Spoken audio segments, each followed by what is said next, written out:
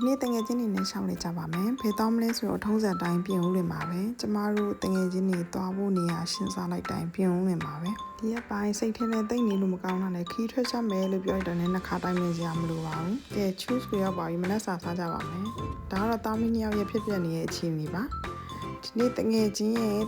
ရဲ့တူလေးရဲ့ဟိုတမယာဒီတာမီရဲ့တငယ်ချင်း၃ယောက်လာခဲ့တာပါ။တငယ်ချင်းရဲ့တူလေးကတော့ဘာကာမှာပါတယ်။ဒါပေမဲ့သူမှာတဲ့ဘာကာကချွေရိပ်ဖြစ်နေလို့သူမကြိုက်ဘူးဆိုပြီးနောက်ထပ် spicy ထမင်းလေးလေးနောက်ထပ်တစ်ပွဲထပ်မှာပါတယ်အဲ့ဒါလေးကိုတော့သူစားပါတယ်ကျမတို့ကတော့ထုံးစံအတိုင်းခောက်ဆွဲပါဒီနေ့တော့ကြက်ပေါင်းအစီးရေပျော်လေးစားခဲ့ပါတယ်ဒါကတော့တငယ်ချင်းစားတဲ့နိုင်ယူပေါင်းမရှိပါလေကြည့်ပါအောင်သူတို့နှစ်ယောက်ကိုချင်းနေနော်ဖူးရပါမာထားရတော့လေသူတို့နှစ်ယောက်ချစ်ချင်လူတီတူနေရာကြီးပြတ်သွားပါတယ်ဝမ်းသာပါတယ်ပြီးတော့သူတို့နှစ်ယောက်ကဘယ်တော့မှမတည့်ပါဘူးမတည့်တူနေရပါဘူးတမယာဒီပါတယ်只有没有是半月的463 your idea 463 this chart is very good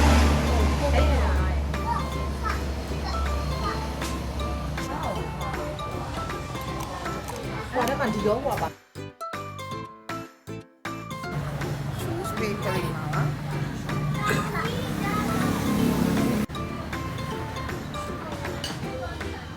ပုံရောက်သွားတယ်ချက်ပြောင်းတော့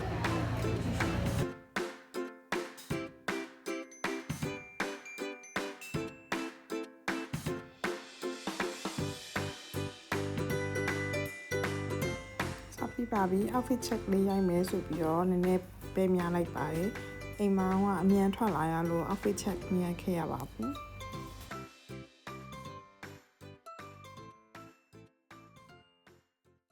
မအောင်ဆုံးသွားတဲ့စီကတော့ coffee chan မှာ coffee chan ကိုသွားပြီးကြတဲ့အရန်ကြိုက်သွားပြီးတော့အမြဲတမ်းလာဖြစ်နေရပါဘာဖြစ်လို့လာလဲဆိုတော့ငါးစာလာကြွေးရပါ coffee chan ကငါးလေးတွေက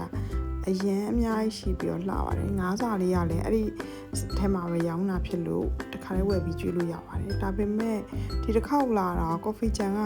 အရန်6ကက်နေနွေရာသီမို့လို့လားမသိဘူးရေတွေကလည်းမရှိပါဘူးအရင်တော့ဒီစမ်းကြောင်းလေးမှာရေလေးတွေကအများကြီးစီးနေတော့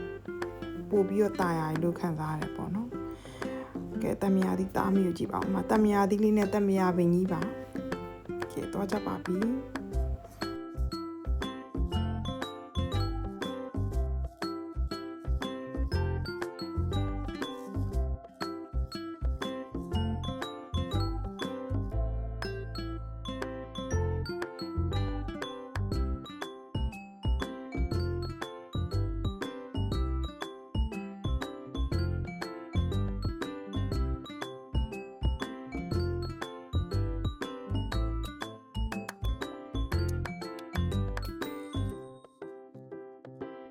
ငါးစာတုံးလေးကိုကင်ပြီးစိတ်ပြက်လက်ပြက်လန်းလျှောက်လာပါတယ်။ဘာဖြစ်လို့လဲဆိုတော့ရေကန်ကြီးကအရန်ကို6ကန်းနေပြီးတော့ငါးလေးတွေမတွေးလို့ပါရေကန်2ကန်ရှိတာဒီဘက်ကကန်ကအရင်တော့ဒီဘက်ကကန်မှာလည်းငါးတွေအများကြီးရှိတယ်အခုကတက်ပင်တွေမှာအမြင့်တွေပေါ်ပြီးတော့အဲ့မှာမရှိတော့ဘဲနဲ့ဒီဘက်တစ်ကန်မှာပဲရှိရတာပါဒါပေမဲ့ဒီဘက်ကန်မှာငါးလေးတွေတွေးလို့ပျော်ပြီးတော့ငါးစာတော့ကြည့်ပါတော့မယ်ငါးတွေကအရင်တော့မများတော့ဘူးဒီထဲမှာငါးကန်ကဟိုရေးပြကန်ဆိုတဲ့ဟာတစ်ခုရှိသေးတယ်အဲ့ဒါကတော့ဟိုးဝေးမှာအရင်တစ်ခါသွားတော့ကားနဲ့သွားတာမလို့အဲ့ဒီထိသွားဒီတစ်ခေါက်တော့ဒီကိုအချိန်ကြာကြီးမယူတော့ဘူးဆိုပြီးတော့ဒီရှေ့ရကန်လေး2ကန်မှာပဲကျွေးမယ်လောက်တာပေါ့နော်ဒါပေမဲ့ဒီကန်2ကန်ကလည်းတကန်ခန်းနေရဆိုတော့ဒီတကန်မှာပဲငါးစာကိုအမြန်ကျွေးလိုက်ရတယ်ပေါ့နော်ဒါပေမဲ့ငါးတွေကတိတ်အများကြီးမရှိတော့ကျွေးရတာအရင်တော့မပျော်တော့ဘူးငါးတွေကလည်းတိတ်မလာတယ်လို့ပဲရှိတော့ရှိပါသေးတယ်သူရွှေငါအကြီးတွေမွေးထားတာပါ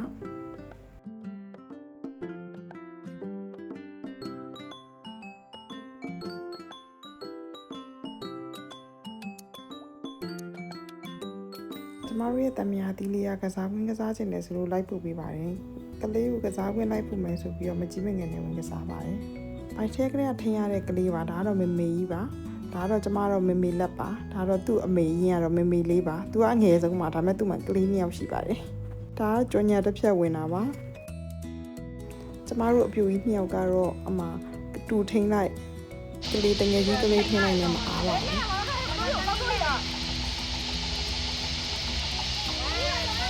这吹的不变了。吹的别了。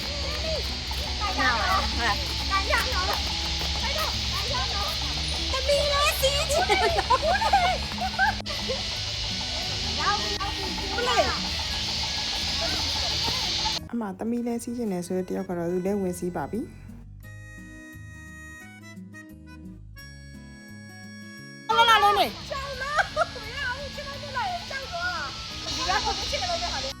ကော်ဖီချန်လေးကပြန်ထွက်ကြပါပြီ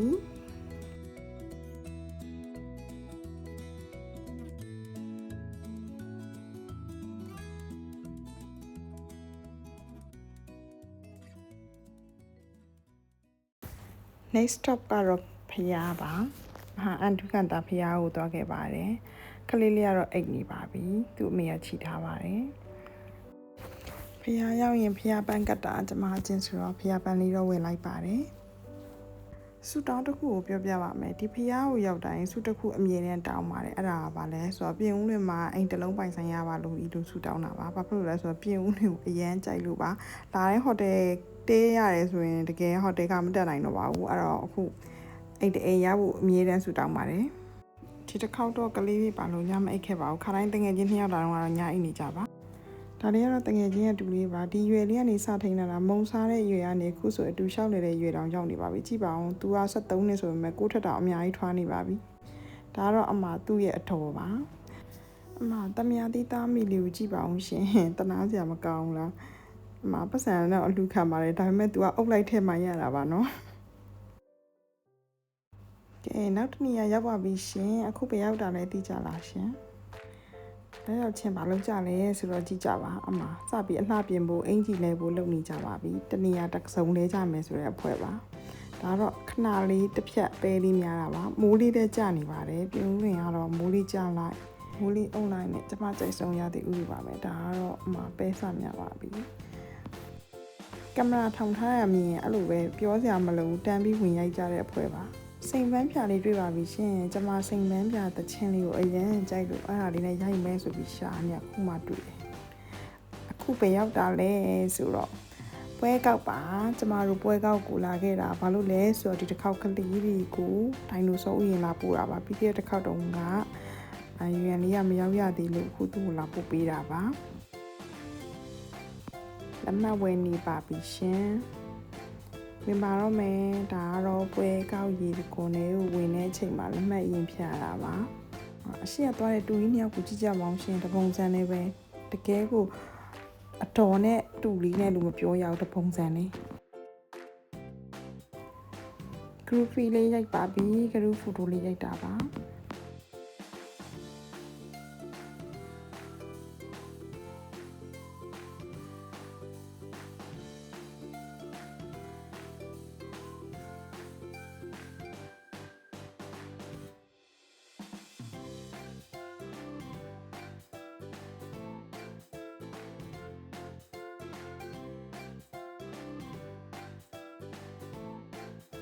ကျမတို့ကတော့ဒီရေတကွန်နေရောဒီပွဲကောက်ထဲမှာရောပဲ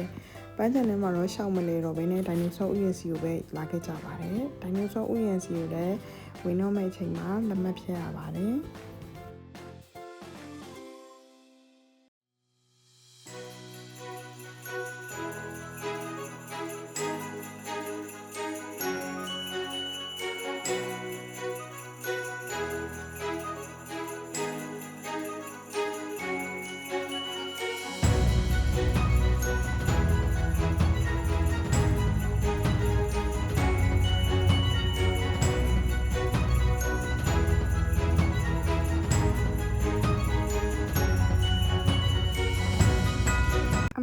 စီးလို့ရတဲ့ဒိုင်နိုဆောလေးတွေ့ပါပြီအဲ့ချိန်မှာစီးကျင်တဲ့လူတယောက်ရှိပါတယ်အဲ့ဒါဘာတူလဲဆိုတော့ကျမပါကလေးတွေကကြောက်လို့မစီးပါဘူးဒါပေမဲ့စီးကျင်တဲ့လူကတော့ကျမပါသွားစီးကြည့်မယ်ဆိုပြီးတော့လုပ်ပါတယ်ဒါပေမဲ့အရှိမလူစောင့်ရတာမလို့ဟိုဘက်ဒီဘက်ပတ်ပြီးတော့ရိုက်နေလိုက်ပါတယ်ရန်ကတော့မစီးချင်ပါဘူးစီးနေတဲ့လူတွေကြည့်လိုက်လူကြီးတွေကြည့်ပါပဲအမှသွားစီးပါပြီ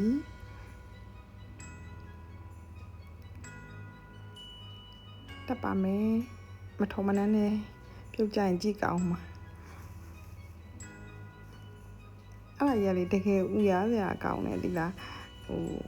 လုံနေရပြီးတော့သူ့ရဲ့အမီးရလေတကယ်သူပြန်စင်တော့လေရိုက်မိမှကြောက်လို့မနှင်းဆောင်ပါသေးရဲ့ဒီဒိုင်နိုဆောဥယျာဉ်နဲ့ကျမကြိုက်ဆုံးကောင်းရင်းလာပါပြီ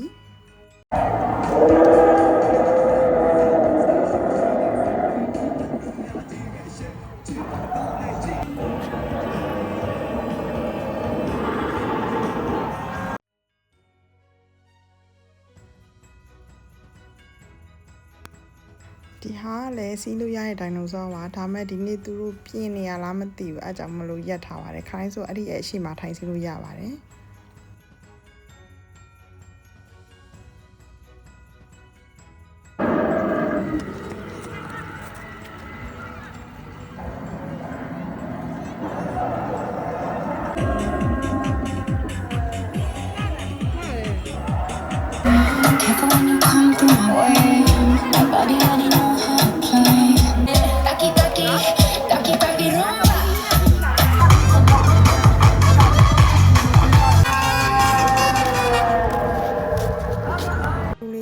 ကေဘေကားစီကျင်လို့လိုက်ပို့ပါတယ်သူ့အတော်အရင်ကတော့မလိုက်ပို့ပါဘူးဘာဖြစ်လို့ဆိုသူကြောက်လို့ပါအဲ့တော့ကျမနဲ့သွားစီကြပါမယ်အဲ့ဒီမှာတဘာဝတိုးရင်းရှောက်ရန်လို့တွေ့ခဲ့တယ်အရင်တော့အဲ့ဒါရှိတာမသိဘူးအဲ့ဒီဘက်ကိုသွားလည်းမသွားဘူးပေါ့နော်အခုမှဒီဘက်ကနေကေဘေကားကိုတစ်ဖြတ်ပဲစီးရမလို့ဒီဘက်ကိုရောက်လို့တွေ့သွားတာပါအရင်တော့မတွေ့ဘူးပါဘူးစီးပါတော့မယ်ဒါတော့ကေဘေကားပေါ်မှာမြင်ရတဲ့ဒိုင်နိုဆောဥယျာဉ်မှာအရှိမဂေါ်စီလာလို့ပြောမိလားဒိုင်နိုဆောလို့ပြောမိလားတော့မသိပါဘူးတကယ်တမ်းတော့ဒိုင်နိုဆောဥယျာဉ်မှာအပေါ်မှာတော့လေးလေးတဖြူဖြူနေပါပဲရှင်အပေါ်မြင်ရတဲ့မြင်ကွင်းလေးကလည်းလှပါတယ်တက်ကလာအုပ်ကြီးသဘောကျတယ်ဒီမှာရှင်ထီးတစ်ချောင်းနဲ့တိုင်းပတ်နေတဲ့တယောက်ကိုတွေးမိကြလားရှင်အရှင်ကသားမင်းညကတော့မြင်နေတဲ့မြင်ရုပ်ကလေးတွေသွားစီကြတာပါဒါကတော့ရိုလာကိုစတာအပေါ်မြင်ရတဲ့မြင်ကွင်းလေးပါ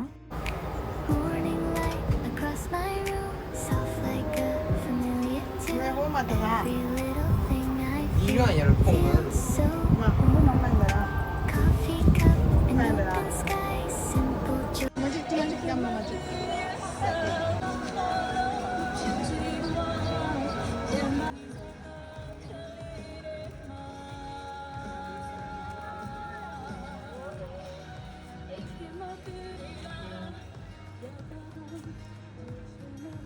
ဒီမှာသားမင်းရောက်ကတော့မြင်းရုပ်ကလေးစီးနေပါပြီခဏတော့အပေါ်မှာလမ်းတွေ့ရသူတို့ဒီကိုသွားနေတာပါအမှသူ့ကိုဓာတ်ပုံရိုက်ပေးမလို့လို့ဒီမှာစင်တူဖြစ်နေတယ်လို့အယောင်လေးရလို့ပြောတော့ကွဲတာတဲ့အမှသွားနေနေလမ်းမတွေ့တဲ့အပင်လှလို့ရိုက်ခဲ့တာပါဒါပေမဲ့အဲ့ဒီအပင်ကဘာမှမသိပါဘူးအဆောင်ကအဲ့ဒါကိုစိတ်မန်းပြထင်းနေနောက်မှခရမ်းရောင်ဆိုပြီးဝိုင်းអော်ကြလို့ပါကဲကန်တော်ကြီးရောက်ပါပြီ next stop ကတော့ကန်တော်ကြီးပါ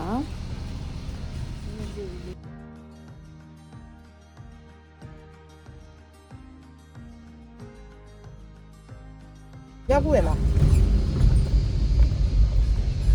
Hey ရောက်ပါပြီကန်တော်ကြီးရောက်ချင်းဘာလို့ဖို့လုပ်လဲဆိုတော့စားဖို့ပါဒါရမ်းစားနေကြပါပြီအဲ့တော့ကန်တော်ကြီးကဘန်ဘူးဟောက်သွားပဲစားပါမယ်ကလေးလေးကထက်အိတ်သွားပါပြီစားပါမယ်ဒါပေမဲ့ကျမတို့ကတော့စားဖို့မလုပ်ဘဲနဲ့အရင်ဆုံးဓာတ်ပုံရိုက်ဖို့ပဲလုပ်ပါတယ်ဒီနေရာလေးကတော့ photo spot လေးဖြစ်နေတယ်လို့ပဲအရန်လာပါတယ်ဒီနန်းလေးကကျမတို့ဒီဆိုင်မှာထိုင်တိုင်းဒီနေရာလေးကိုအမြဲတမ်းရိုက်ဖြစ်တယ်ဟိုအရင်တစ်ခေါက်လာထိုင်တော့ကလည်းဒီညနေမှာပဲဓာတ်ပုံရိုက်ထားလေးရှိရပေါ့အခုလည်းဒီမှာလေးရိုက်ပါမယ်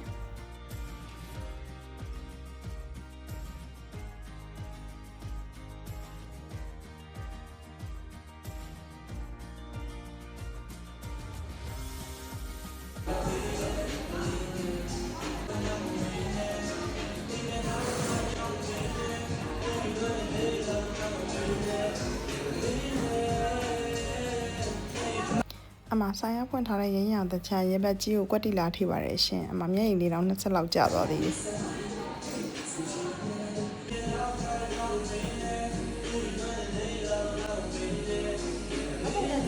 ရဲဘူးနဲ့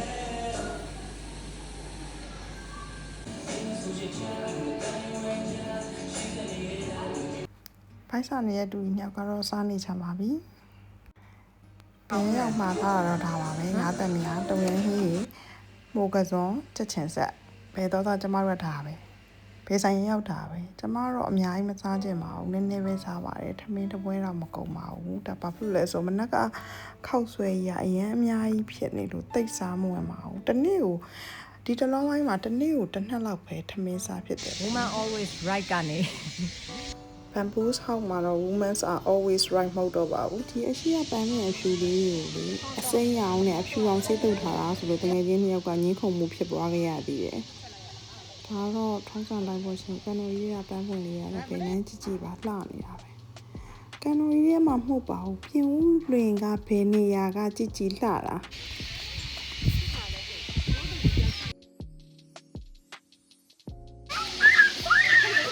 ကလေးမေတငယ်ချင်းမှာကလေးမေပါကျမပြင်ဦးရင်သူ့မင်္ဂလာစင်တာထဲမှာဘဲအသေးရခဲ့ပါတယ်အမကြည့်ပါကျမဘဲအသေးနဲ့မောက်မာနေရပါအဲ့ဒီသူ့မင်္ဂလာစင်တာရဲ့ပထမဆုံးထပ်မှာရောင်းနေဆိုင်အဝေးခဲ့တာပါရန်သဘောကြပါတယ်အမကျမဘဲတစ်ကလေးနဲ့သူ့မင်္ဂလာလေးကိုတောက်လျှောက်လေပါမယ်ဘဲနဲ့ပြောရှင်နေတော့ချိမှာပါကဲနောက်ကအမကတော့ဒီကိုဘာလာလောက်တာလဲလို့မေးနေလို့ဒါကတော့လာရချင်းအကြောင်းရင်းမှာလိုင်းပေါ်မှာတွေ့နေတဲ့ဒီပြိုင်ကားလေးစီးချင်လို့လာခဲ့ကြတာပါဒီတစ်ခါတော့ရွံ့နဲ့စီးပါမယ်အမပြိုင်ကားစီးဖို့ကလူဆောင်ရပါတယ်လူဆောင်နေနဲ့တမင်တစ်ဖြက်သွားစီးပါတယ်မကြီးမငယ်နဲ့ပါခလေးလေးစီးချင်တယ်ဆိုလို့ပါတမယာသီးလေးစီးချင်တယ်ဆိုလို့လိုက်ပို့ပေးတာပါသူ့အမေကလည်းတရားကြီးကိုမစီးချင်ပါဘူးသူ့တီတီအကြီးကလည်းမစီးချင်ပါဘူးအဲ့တော့ကျမပဲလိုက်စီးပြီးလိုက်ပါတယ်အမပြောစရာတကယ်တမ်းကနေအဲ့ဒီတမင်စီးတဲ့ဟာလေးတော်တော်ပြောစရာကောင်းနေသီလားသူ့ရဲ့လှုပ်ကလည်းလှုပ်နေသေးတယ်စိတ်ထဲမှာတော့လေငါမြန်ကျိုးကျသွားမလားလို့တွေးပါတယ်ရောက်ပါပြီကျမတို့အလှည့်စီးပါပြီပြိုင်ကားလေးပါဒါလေးရမ်းစီးချင်လို့လာခဲ့တာပါဒီဟာလေးကစီးလို့အရန်ကောင်းပါတယ်မောင်းလို့အရန်ကောင်းတယ်ပေါ့နော်တကယ်လို့သူကအရှိရလူနောက်လူလို့စီကကြလေးတော့ရေးထားပေါ့ကြော်တက်လို့မရဘူးဘာညာဆိုပေမဲ့လေတယောက်တည်းကြည်ကြည်လွန်းလွန်းစီးရရင်ပိုပြီးကောင်းမယ်လို့တွေးမိပါတယ်သူများခုကျတော့သူကတိုက်မိရင်လည်းယော်ရမယ်ဆိုတော့လေတိုက်မိမှာလည်းကြောက်အဲ့လိုမျိုးဖြစ်နေတာပေါ့နော်ဒါပေမဲ့မောင်းလို့ကကောင်းတယ်ကဲရုပ်ရမ်းကြိုက်တဲ့ကျမကတော့အယုတ်ကောက်ဖို့ပြင်ပါပြီဒီဟာလေသူစီကမောင်းတန်အောင်အရန်ကိုဖြော့ထားပြီးတော့ရုပ်ကောက်ဝိတ်ပါတယ်ဘလို့ကောက်မရဘူးကောက်လို့မပါလာတာမဟုတ်ဘဲနဲ့ပြင်ပြုတ်ကြပါတော့အမအားမလျှော်ဘဲနဲ့နောက်တစ်ဆက်စီသွားပါတယ်နောက်တစ်ဆက်မှမြန်ရမှာလို့အမတမယာသီးလေးကတော့ထည့်ပေးပါတယ်ကွန်စီလေးသူထည့်ပေးရဲ့အခါမှာကဲကောက်ပါပြီအဲ့မှာပါလာတယ်တွေ့လားပြီးရင်ပြင်ပြုတ်ကြတယ်နောက်တစ်ခါကဲဒီတစ်ခါတော့ရန်လေးဝင်ကောက်ကြည့်ပါတယ်ဒါပေမဲ့သူလည်းပြုတ်ကြသွားပြန်ပါတယ်ကျင်းလေးကပြန်ဘဲတစ်ကောင်ရပါပြီကဲအမဘဲတင်းနဲ့ပြောရှင်နေတော့ကျမပါအခုချိန်ထိလုံးဝမဖြုတ်ပါဘူးဒါအိမ်ရောက်တဲ့အထိအဘဲကိုအမေကလည်းသဘောကြီးကြာနေဟဲ့နင်ဘဲရလားဟုတ်တယ်မေလို့တော့အိမ်ရောက်တော့ကြွားလိုက်ပြီညနေ9နာရီကျော်တော့ပြန်ဆင်းခဲ့ကြပါတယ်9နာရီခွဲလောက်ဖြစ်မယ်ထင်တယ်စိတ်ညစ်တိုင်းစိတ်ထဲမှာတစ်ခုခုဖြစ်တိုင်းခီးသွားလိုက်ရတယ်တက်တာတယ်ဆိုတော့ခါကြတော့ခီးလေးတွေဒီအပိုင်းအရန်ထွက်ဖြစ်ပါတယ်တငယ်ချင်းတွေကလည်းနှစ်ခါတိုင်းမြင်ကြမလို့ပါဘူးသွားမယ်ဆိုတာနဲ့လိုက်ပြီးသားပါပဲအဲ့တော့ဒီအပိုင်းကျမတော့စိတ်ထဲမှာသိပ်ပြောနေလို့မကောင်းအဆင်မပြေဘူးဖြစ်လာပြီဆိုလို့ရှိရင်တော့ခီးသွားဖို့ပဲလုပ်ပါတယ်ခုတော့ခီးလေးသွားလိုက်ရတဲ့အတွက်စိတ်ထဲမှာတော့နည်းနည်းလေးပြန်ပြီးတော့ energy boost ပြန်ဖြစ်လာတယ်လို့ပါပဲ energy တွေကတဖြည်းဖြည်းကျသွားတော့ကိုပြန်ဆွဲတင်နေရတယ်ပေါ့နော်ဒီအပိုင်းကတော့ခုတော့ခီးထွက်ရတဲ့အတွက်နည်းနည်းလေးrefresh ပြန်ဖြစ်သွားတယ်လို့ခံစားရပါတယ်နောက်နေ့လည်းခရီးသွားဖို့အစီအစဉ်ရှိပါသေးတယ်အခုတော့ပြန်ပါပြီအဆုံးထိကြည့်ပေးတဲ့အတွက်ကျေးဇူးတင်ပါတယ် bye bye